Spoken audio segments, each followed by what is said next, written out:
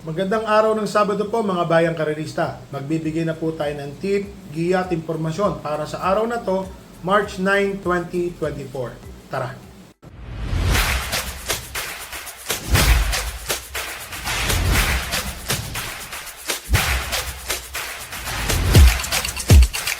So mga bayang karerista, meron pong hinandang 8 karera para sa araw ng Sabado. Medyo mahirap po ang karera sa araw ng Sabado. May kakapalan po ang mga lineup po para sa araw ng Sabado, mga bayang karerista. So, simulan na po natin. Ang start time po ng karera ay sa ganap na alas 3 ng hapon. So, meron pong 8 races po. Lahat po ng karera ay 1,400 meter race. So, simulan na po. So, dito po sa race number 1, 3-year-old and above maiden race. Meron pong 6 na kalahok. Dito po ako, entry number 4, Bronze Bell. Segundo po ito nung nakaraang takbo, malakas po ang kinalaban. Ngayon po medyo magaan po siya. Tingin ko, lamang na po ito, entry number 4, Bronze Bell. Naglagay din po ako ng second choice, yung entry number 1 na si Essential Lady. Alam ko po, pag-aari po ni Boss Jun Sibilia, may inam daw po yan. Bali-balita ako po. Mainam po yung kabay na yan. So, dito po sa race number 1, first choice po, entry number 4, Bronze Bell. Second choice po, entry number 1, Essential Lady. So, dito na po tayo sa race number 2, mga bayang karerista, 8 runners po.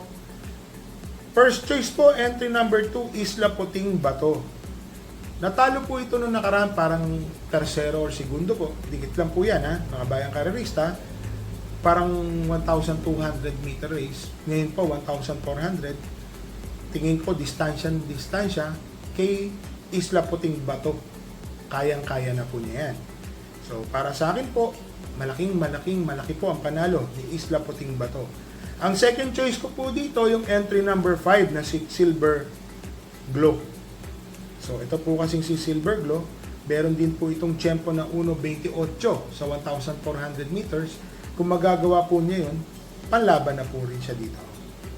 So, dito po sa race number 2, first choice po, entry number 2, Isla Puting Bato. Second choice po, entry number 5, Silver Glow. So, dito na po tayo sa race number 3, mga bayang karerista. 6 runners po. Napakainam po ng panalo nung nakaraan. Entry number 6, first choice ko, Perfect Delight. So, nasa unahan na po yan. Actually, segundo. Tapos, masaglit lang niya kinuha. Layong nanalo. Ang tinapos po nito, 1.25 medya. Napakainam po. Perfect Delight. Alam ko po, anak po ito ni American Pero, kung di po ako magkamali, mainam na kabayo po ito. Napakagaling po. Isang beses pa lang mo ito natatalo sa pool nung tumatakbo na po dito sa atin yan. Kabayo po ito, pag-aari po ni Boss Jun Sibilia, tingin ko po, nakakalamang po yan, si Perfect Delight. Ang second choice ko po dito, yung entry number 1 na si Life Gets Better. Kung sakali pong mape-pressure po ni La Liga Pilipina, si Perfect Delight, si Life Gets Better po, ito po yung manonood ng terserong pwesto. Sa tingin ko po, may panalo rin po ito kung sakaling ubusan po yung dalawa, mananalo po itong uno. Life Gets Better. So, ulitin ko lang po. Dito po sa race number 3, first choice po, entry number 6, Perfect Delight. Second choice, entry number 1, Life Gets Better. So, dito na po tayo sa race number 4. 8 runners po. First choice po, entry number 2, Iikot Lang. Ito pong si Iikot Lang, wala po akong nakitang matulin, maliban lang po sa kanya. Baka ho makaraos po ito, banderang tapos. Malaki po ang panalo, ni Iikot Lang. Ang second choice ko po dito, yung entry number 1, My Dad Bogart. Nung nakaraan po kasi itong tumakbo, tumapos po ng tersero, nasaran po ito. Dito po nasuspinde yung sakay po si Jackie King Flores. Nasaran po niya yun eh. Magaling naman po itong My Dad Bogart. Tingin ko ho, ito po ang magbibigay ng magandang laban kay Iikot Lang. So dito po sa race number 4, first choice po entry number 2, Iikot Lang. Second choice po entry number 1, My Dad Bogart. So dito na ho tayo sa race number 5, mga bayang karerista, 10 runners po. May kabayo po tayo dito, Hills Magic. Napakalakas po ng laban. Siguro, chamba. So, 4 na tsamba. Pag ito po ang kabayo ko na to, na kwarto, natimbang, para na po akong nanalo.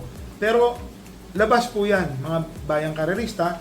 Pati-testing po natin yan kay Albert Serios.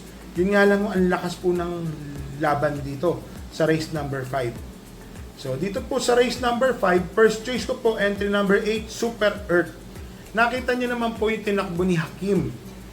Nadalawahan po yan ni Super Earth, mga bayang karerista. 2 beses po tinalo ni Super Earth yan, si Hakim. Kung mapaglagay nyo si Hakim dito, mukhang patok eh. So, para sa akin po, lamang din po ito. Entry number 8, Super Earth.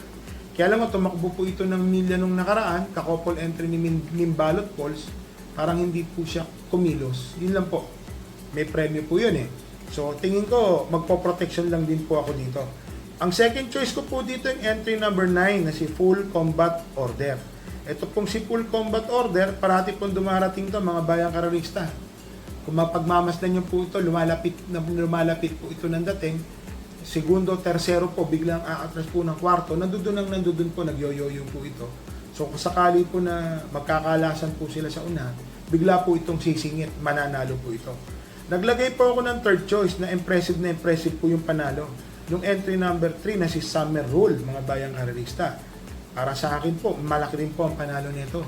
Ang inam po nung maiden win yan para sa akin po. So, dito po sa race number 5, first choice po entry number 8, Super Earth. Second choice entry number 9, Full Combat Order. Third choice po entry number 3, Summer Rule. Sa mga gusto po ng dihado, Hills Magic po. Labas po yan. Yun nga lang o, chamban. So, dito na tayo sa race number 6, mga bayang karerista. 6 runners po. First choice po, entry number 6. One for the day ko na po yan. Honey Rider. Nakakayaman, pero gagawin ko po siyang one for the day. Nakikita ko po kasi yung takbo ni Honey Rider, parati pong malapit. Nataon po na nakababa po siya ng non-placer, nakakwarto, dikit-dikit po eh. Talagang nakakwarto lang siya. Tingin ko ngayon, mananalo po ito. Si Honey Rider. One for the day po. So, ulitin ko lang po, race number 6, entry number 6, Honey Rider, one for the day ko na po yan. So, dito na po tayo sa race number 7, mga bayang karerista, 8 runners po. First choice po, entry number 4, Lava Walker. So, galing po ng panalo nito nung nakaraan, mga bayang karerista.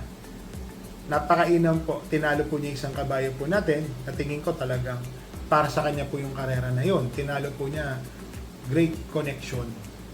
Tama ba? Correct me if I'm wrong, parang si Great Connection po, ang tinalo niya, galing pa ho ito sa likod, ang lakas. Ang second choice ko po dito, yung entry number 1 na si Kentucky Rain. So, para sa akin po, malaki po ang panalo ni Kentucky Rain, mga bayang karerista. Nung nakaraan po, maganda rin po ang tinatakbo nito. Tapos may third choice po ako, yung entry number 2 na si Namaskar. Baka ito pa ho ang Yamado rito. Tingin ko, malaki po ang panalo nito. Alam nyo na, ang tabayanan po natin yan. So, dito po sa race number 7, first choice po, entry number 4, Lava Walker. Second choice, entry number 1, Kentucky Rain. Third choice po, entry number 2, Namaskar. So, dito na po tayo sa race number 8, mga bayang karerista, 12 runners po. First choice po, couple entry, entry number 1 and 1A. Sky Story and 1A, Magandang Dilag. Sky Story po, matuling kabayo. Malamang, iuna na po ito. Ang ganda po ng numero. Nasa Balya. Tapos, yung 1A po niya si Magandang Dilag, nasa number 13 pa ho, number 2. So, tingin ko, dermati po ito. Napanood naman natin mga takbo ni Magandang Dilag. Parating dumadating pong galing. Ganda po ng kondisyon nitong kabayo na to. Tingin ko po, magandang laban po ang ibibigay nitong couple entry na 1 and 1A. Sky Story and Magandang Dilag.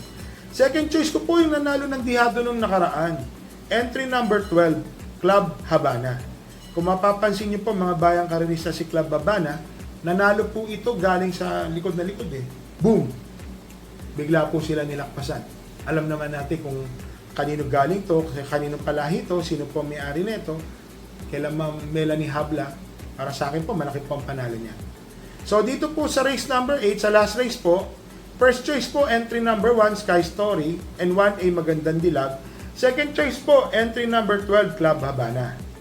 So, mga bayang karerista, remind ko lang po kayo. May kabayo po tayong tatakbo. Yan po si Hills Magic. So, mga bayang karerista, tsamba lang po si Hills Magic. Sana ho, matsambahan sila. Pag nanalo po ito, sabog po ang monitor. Isasama ko po yan sa tayaan ng winner take all, pick 6, pick 5 ko. Kasama po yan. So, ito po, shoutout lang po tayo mga bayang karista kay Mr. Derek, kay Mr. Aris, kay Aguidaw, kay Rico, kay Arch RPG, kay Yasi Gonzalez, tropang karerista ng Batang Pildera, kay Mr. Alex Palma at sa Seabiscuit OTB. So mga bayang karerista, stay safe po and happy racing po sa inyo.